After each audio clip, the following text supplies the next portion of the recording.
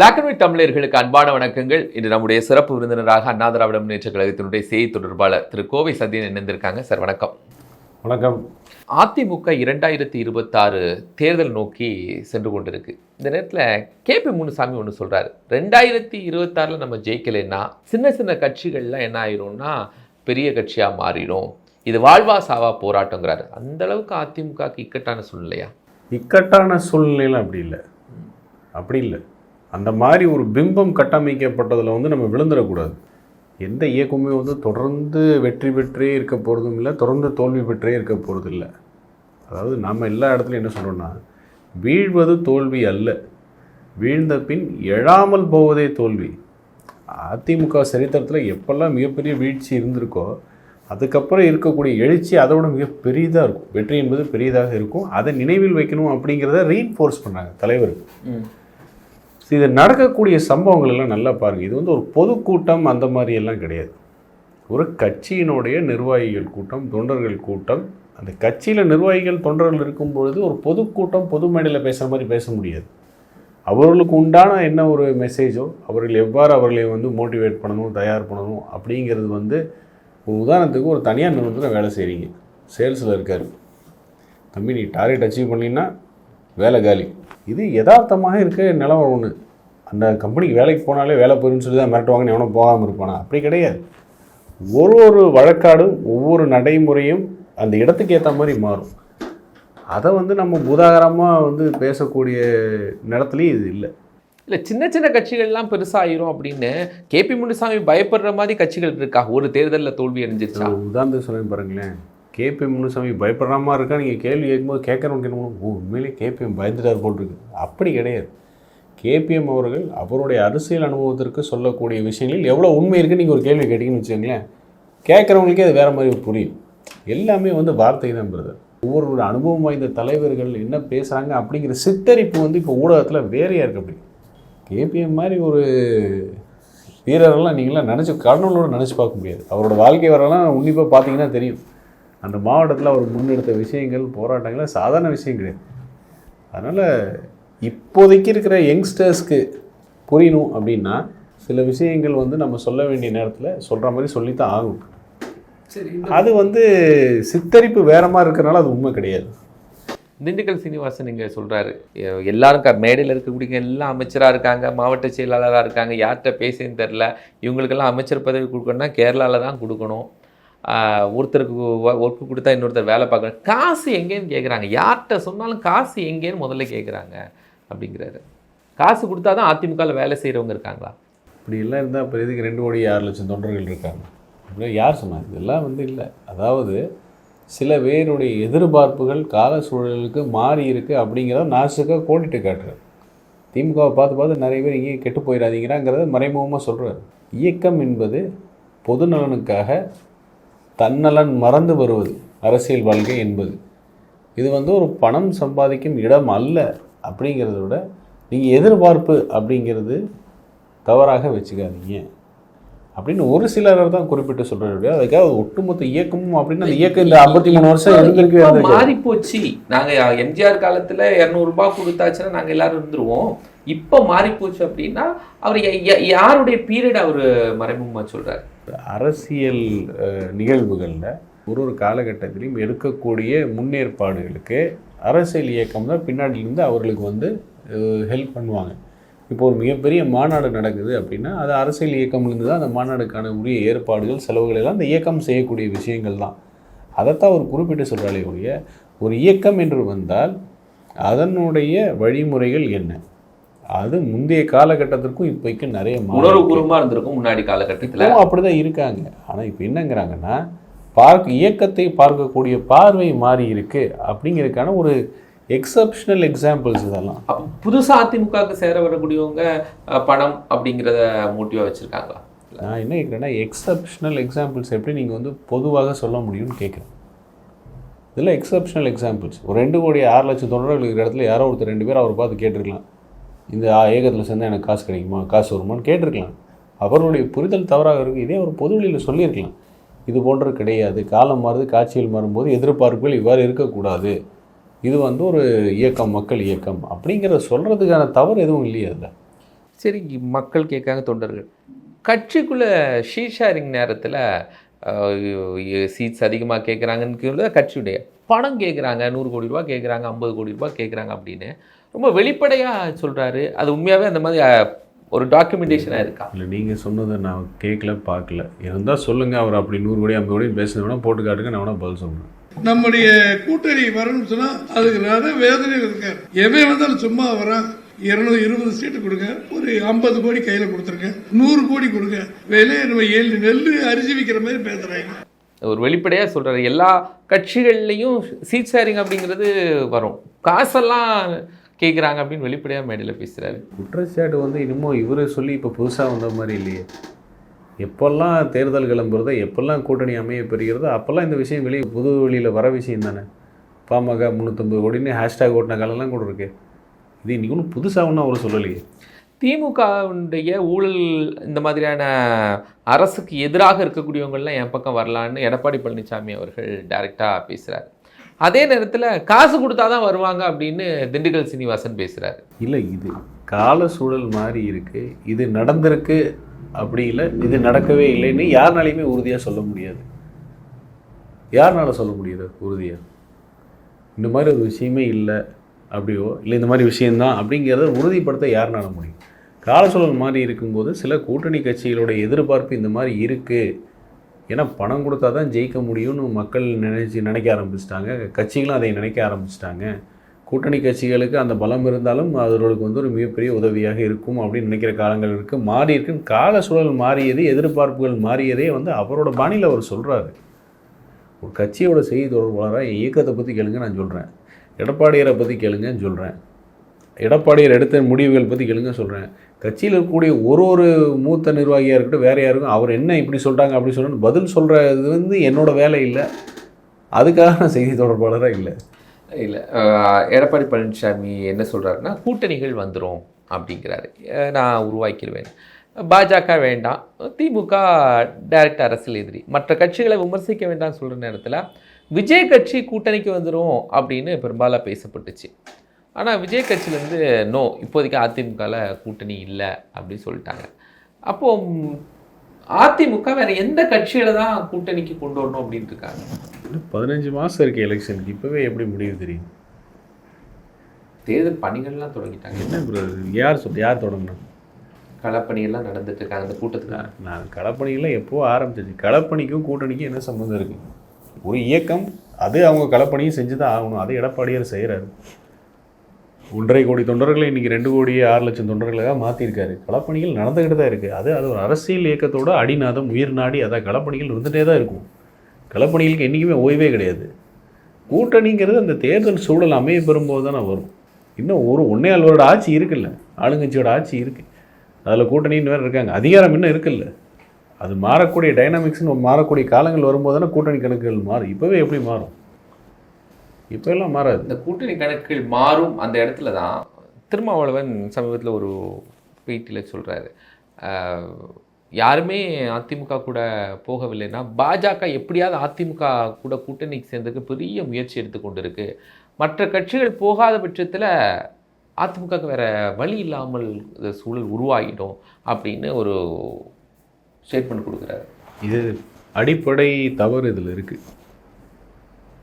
அதிமுக போகுங்கிற இடத்துல அதிமுக கிடையாது. அதிமுகவை நோக்கி தான் இயக்கங்கள் வரும், கட்சிகள் வரும். தமிழகத்தை பொறுத்த வரைக்கும் இருதுருவ அரசியல், அதில் இருதுருவ அரசியல் மாற்றங்கள் செய்யக்கூடிய வல்லமை படைத்த 2 இயக்கங்கள். ஒன்று அதிமுக, இன்னொன்று திமுக. இந்த அதிமுக திமுகவை நோக்கி தான் கட்சிகள் ஒருமை ஒழிய அதிமுக எந்த கட்சியுமே நோக்கி போனதா வரலாறு கிடையாது. இனிமேல் நடக்கவும் நடக்காது. அதை நோக்கி வர்றதுக்கு தான் பாஜக முயன்று கொண்டு இருக்கிறது. அது நீங்கள் இப்போ கேட்பீங்கிறதுக்காக வெயிட் பண்ணுறேன். இதுக்கு மேலே எடப்பாடியார் என்னன்னு ப்ரூவ் பண்ணணும்? 2021 60 சீட்டுகள் 65 சீட்டுகள் 70 சீட்டுகள் பாஜக கொடுத்துருவாங்க, அடி பணிஞ்சிருவாங்கன்னு சொன்ன காலகாலத்தில் 20 சீட்டோடு நிறுத்தினார் எடப்பாடியார். இவங்க கூட்டணி முறிவுன்னு அறிவிக்க மாட்டாங்க, அந்த துணிவில் எடப்பாடியாருக்கு நாங்கள் கூட்டணியை முறிச்சார். கள்ள உறவு அப்படின்னாங்க, அதுவும் இப்போ இல்லை. திமுக தான் இப்போ கள்ள உறவில் இருக்குது, அது வெளிப்படையாகிட்டு இருக்குன்னு தெரிய வருது. இதற்கு மேலே எடப்பாடியார் எத்தனை சோதனையில் அவரை நிரூபிப்பார்?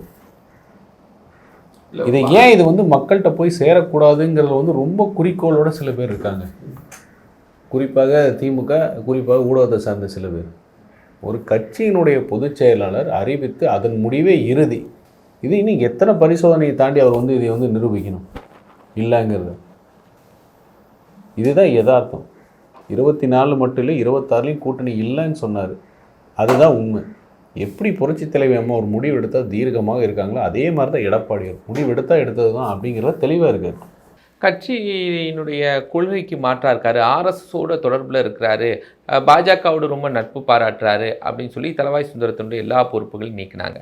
இந்த மாதிரி சூழல்கள் வரும்போது மீண்டும் தளவாய் சுந்தரத்துக்கு எல்லா பொறுப்புகளும் என்னென்ன பொறுப்புகள் வைத்தாரோ மீண்டும் அதெல்லாம் கொடுக்கப்பட்டு ஒரு ஸ்டேட்மெண்ட்டுக்கு வருது. இதெல்லாம் ஒரு பேக்கில் அவர் ஏதோ ஒர்க் பண்ணுறாரு. 2,06,00,000 இருக்கிற தொண்டர்கள் ஒவ்வொரு தொண்டரோட நடவடிக்கையும் கட்சியை பாதிக்குதா, அந்த நடவடிக்கை காரண காரியம் என்ன அப்படிங்கிறது ஒன்று இருக்குது. தளவாய் சுந்தரத்தோட காரண காரியங்கள் என்ன அப்படிங்கிறது தற்காலிக இடைநீக்கம். அதற்கு அவருக்கு கொடுக்கக்கூடிய விளக்கங்கள் ஏற்புடையதாக இருந்ததா இல்லையா, ஏற்புடையதாக இருந்தது பொதுச் செயலாளர் முடிவு பண்ணி ஆமாம் மீண்டும் அவர் அப்படிங்கிற பதவி கொடுக்குறது எல்லா கட்சியும் அன்றாடமாக நடக்கிற விஷயம்தான். இதை கூட செய்ய முதுகெலும்பு இல்லாத ஒரு கட்சின்னு ஒன்று இருக்குது நம்ம தமிழ்நாட்டில். இப்போ ஆளுங்கட்சியாக இருக்குது. பொது வெளியில் மேடையில் பொம்பளையில் ரொம்ப கேவலமாக பேசி அந்த நிர்வாகி, அடிப்படை நிர்வாகிக்கு மேலே கூட ஆக்ஷன் எடுக்க முடியல. அந்தளவுக்கு கூட முதுகெலும்பு இல்லை அந்த கட்சியோட தலைவர்களுக்கு. அவர் என்ன பொது மேடையில் பேசிட்டு தான் இருக்கிறார், என்ன சமூக ஊடகத்தில் பேசிட்டு தான் இருக்கார். ஏது சார் இது? கட்சியினுடைய அன்றாட நடவடிக்கைகள் ஏற்புடையதாக இருக்கா இல்லையான்னு முதல்ல யார் அதை முடிவு பண்ணணும்? கட்சியோட நிர்வாகிகள் முடிவு பண்ணணும். தலைவர் எடுத்த முடிவு சூப்பர், கட்சி நல்லா இருக்குது சூப்பர்னு நம்ம முடிவு பண்ணணும். எல்லாருக்கும் எடப்பாடியார் எடுக்கிற முடிவு ஏற்புடையது தானே இருக்குது. அப்புறம் என்ன பிரச்சனை? கட்சியோட முடிவுகள் கட்சியினருக்கே ஏற்புடையதாக இருக்கும்போது மற்றவங்களுக்கு என்ன பிரச்சனை?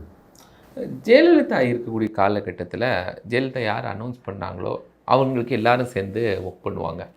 ஆனால் இன்று யாரையாவது ஒரு கேண்டிடேட்டை போட்டாச்சுன்னா அவர்களை தோற்கடிக்கிறதுக்கு உட்கட்சிக்குள்ள ஒரு இது நடக்குதுன்னு தங்கமணி சொல்கிறார். சார் நேற்றுக்கு அவர் பேசினதை ஊதி பூதாகரமாக வேறு மாதிரி மிஸ்கோட் பண்ணுறாங்க. அதுதான் உண்மை. நீங்கள் சொன்னது அம்மா காலத்தில் நடந்திருக்கு. அதை எங்கள் அம்மா மீட்டிங்லேயே பேசியிருக்காங்க. 2016 ஆகஸ்ட்டு தலைமை கழகத்தில் நாங்கள் மீட்டிங்கில் உட்காரும்போது அம்மா வந்து first time back to back ஆச்சு, 32 வருடங்கள் கழித்து வரலாறு படைத்து விட்டோம்னு சொல்லி எல்லா சந்தோஷமும் போய் உட்காரும்போது முதல் ஓப்பனிங் ஸ்டேட்மெண்ட்டு அம்மா சொன்னது இதுதான். இது என்ன பெரிய வெற்றி நினச்சி நீங்களாம் கொண்டாடுறீங்களா? உங்களுக்குலாம் சங்கடமாக இல்லையா? இந்த வெற்றிக்கு நான் எதுக்கு பூஜைலாம் இருக்கணும், நான் வேணா ரிசைன் பண்ணிட்டு போட்டுமா அப்படின்னாங்க.